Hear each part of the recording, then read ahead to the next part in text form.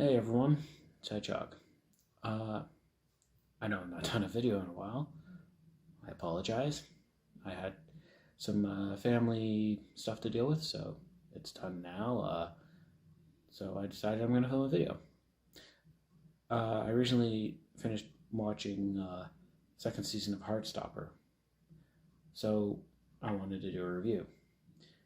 And I want to start off this video before I get into the review of the pros and the cons, what I liked, what I didn't like, where I think they can improve for season 3, hopefully, or however many seasons they decide to do.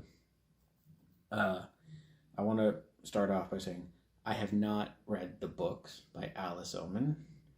I'm only basing it on the TV show.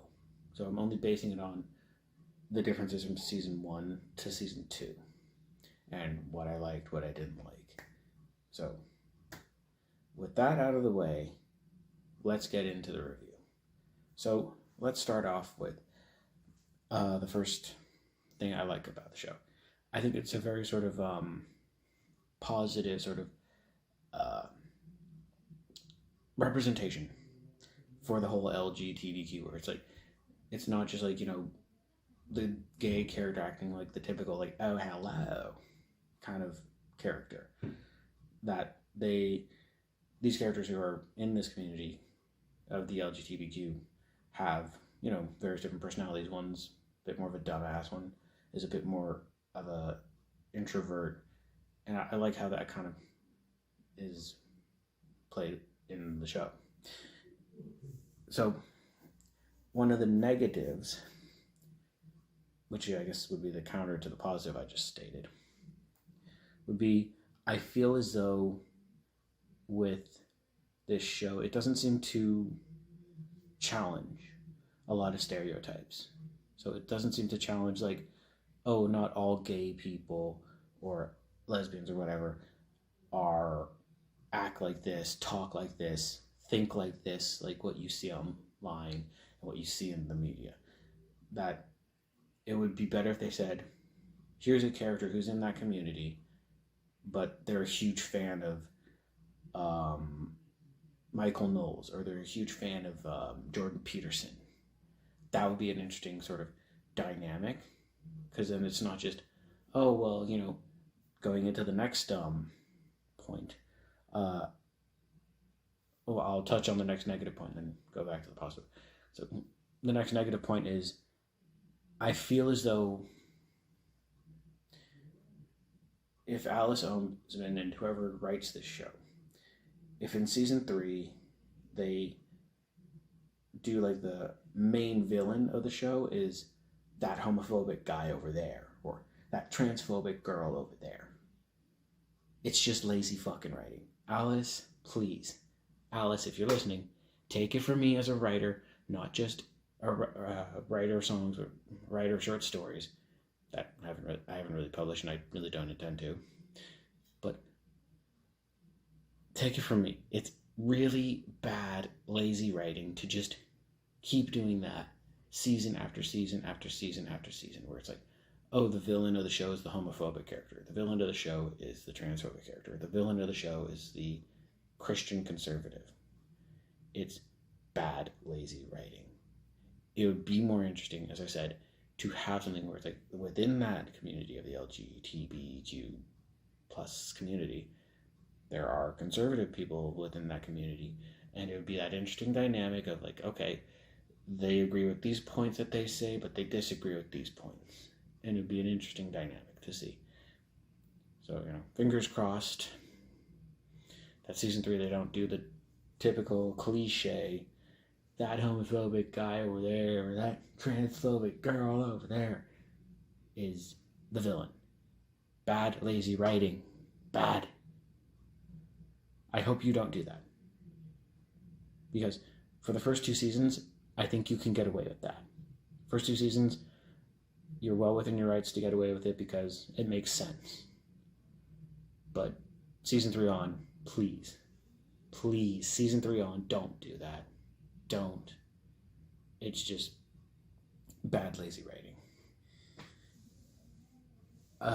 One of the other positives I liked about the show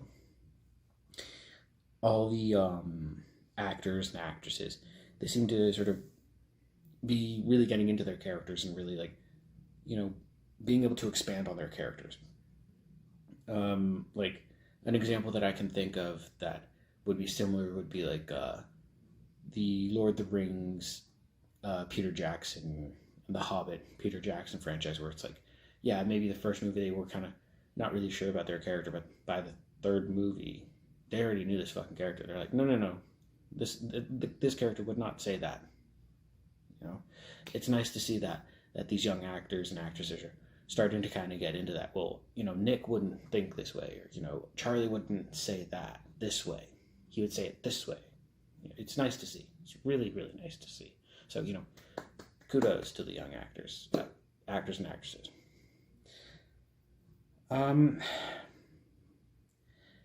Like, I guess another positive, like, in such a short amount of episodes, there was a lot of character development. And, like, I'm one of those guys where, like, typically if I'm watching a TV show, I guess very similar to Heartstopper, I do like to see between the seasons some sort of character development, some sort of, well, they acted this way in season one, or they thought this way in season one, and now they don't, or they're starting to change their tune, or they're starting to open their mind a little bit.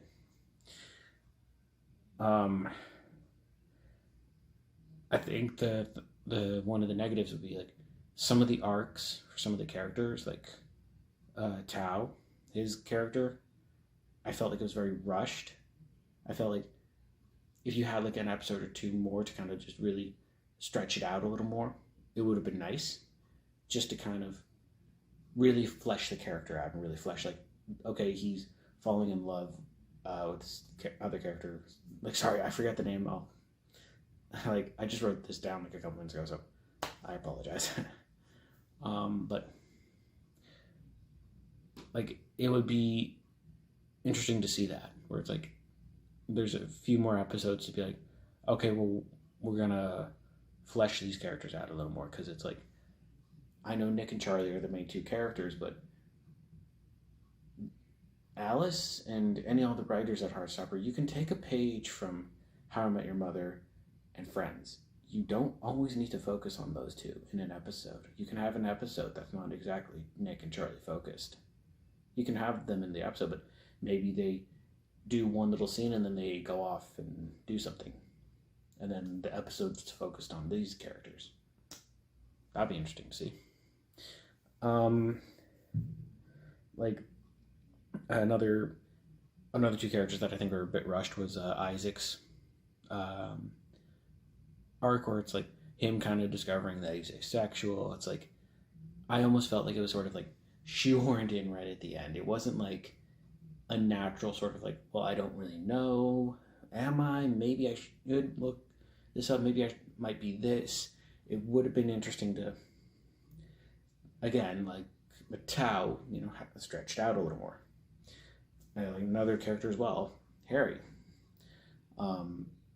Like, it's nice to, like, it's both a positive and a negative for Harry, where it's like, it's nice to see that, hey, he's not being the homophobic, transphobic character that you saw in season one. That he's slowly starting to open his mind and be like, okay, maybe I'm not going to be as mean. Maybe I'll kind of like cut back on the gay jokes in this situation. But I think I think it was that scene where like he tries to come into their party and Charlie slams the door in his face. I felt, again, like it was a bit rushed, but also at the same time I felt as though it's something that character Harry would do, where it's like, oh, my party's not going well, but I hear the party down, like 2 doors down, is going really well. I'm going to try and crash the party because I want attention. So, positive and negative on that one. Let's see. I think another thing that they could have delved more into is like the character of Nick and his dad and his brother, and the sort of homophobia that those two characters have towards the LGBTQ community. Again, it would have been nice to be like, let's have an episode where it's just focused on Nick and the brother, or Nick and the dad, and maybe like the mom tries to come in, but she can't really kind of like, she doesn't want to overstep her bounds kind of thing.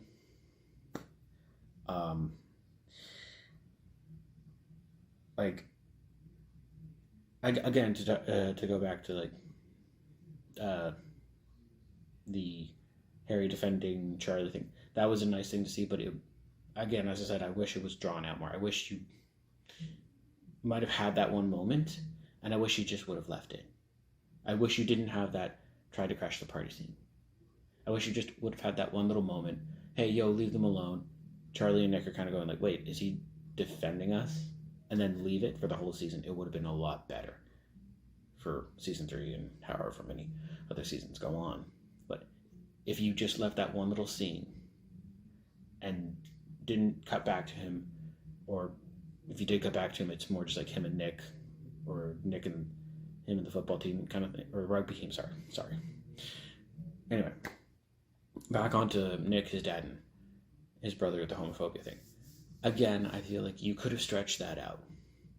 I feel like you could have delved into, like, why the brother says these things, or, maybe it's like the dad, when his brother was younger, said something which made the brother feel that way towards the LGBTQ when he was Nick's age, and then he's doing it to Nick now. It would have been interesting to see that. It would have been really, really, really, really interesting to see that. Hopefully you can do something like that in season 3, or however many seasons you do.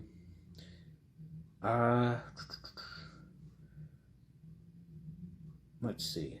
One of the things I loved was, like, in season 1, how the character Charlie and Ben, how it was that sort of secret gay relationship, and Ben was hiding, and Charlie wanted to have a bit more of a relationship.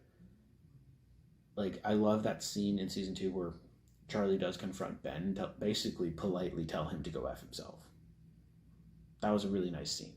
It was written well, it was executed well, it was acted well by the actors.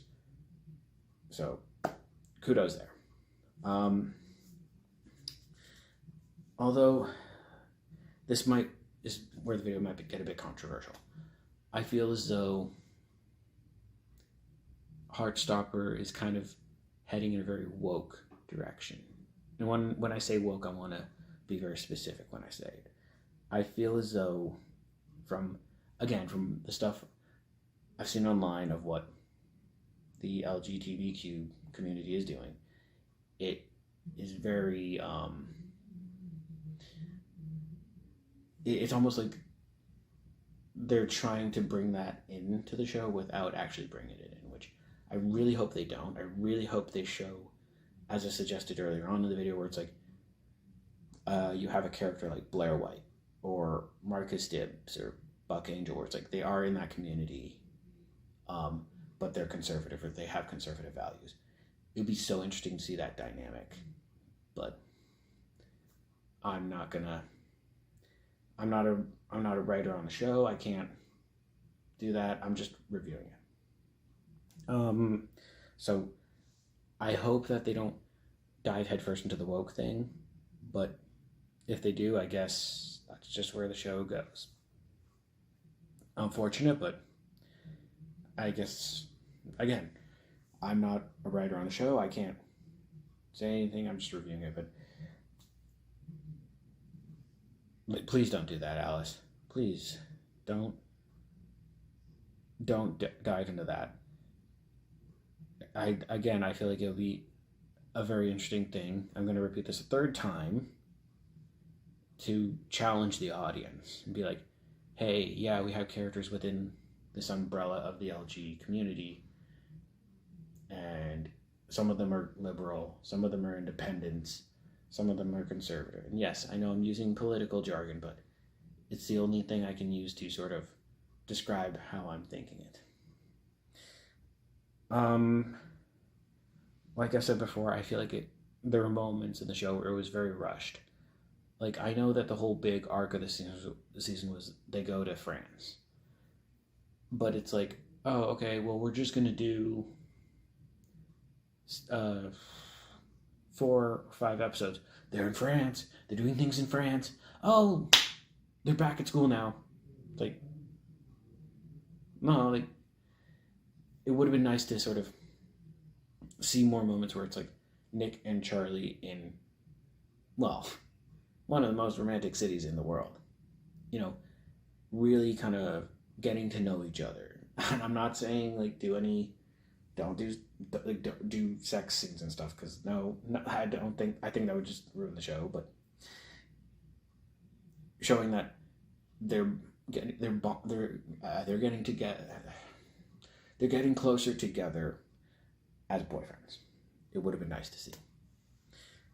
Let's see where's I really sort of liked the whole arc of like Nick's fear of coming out to his dad and to his brother. It was interesting, like from the friends that I have in that community, and they say it is very much that level of fear. Like I'm really like glad that they did it in a very interesting visual way, where it's like he might be at a party and he looks around, but then as he's looking around, he sees like each of the characters with like a black backdrop saying all these like nasty things, or saying these things where it's like, I thought you loved me, or well, you're just gay because you want attention, right? Like things like that. It was nice to see that, where it's like him sort of wrestling with that idea, and then finally at the end of the series him saying, hey, this is who I am. If you don't like it, there's the door, you can leave. It was nice. It was really nice to see.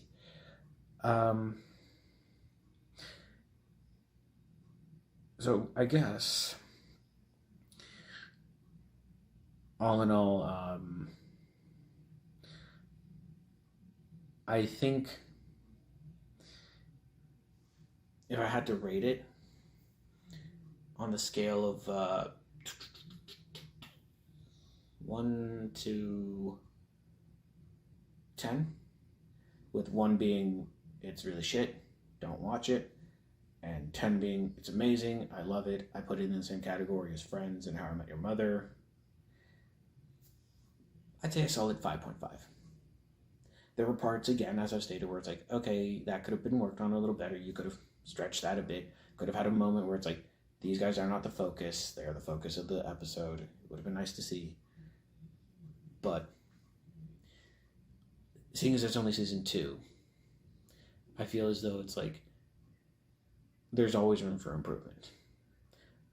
I hope that some of the cast get a chance to see this. I hope Alice Oseman herself gets a chance to see this. Maybe take some of the critiques I've suggested and add them into the next couple seasons. It would be nice to see. But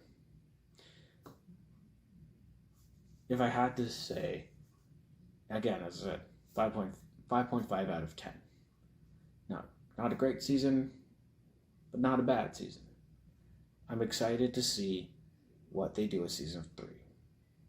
So, I guess I'll fuck with you guys later.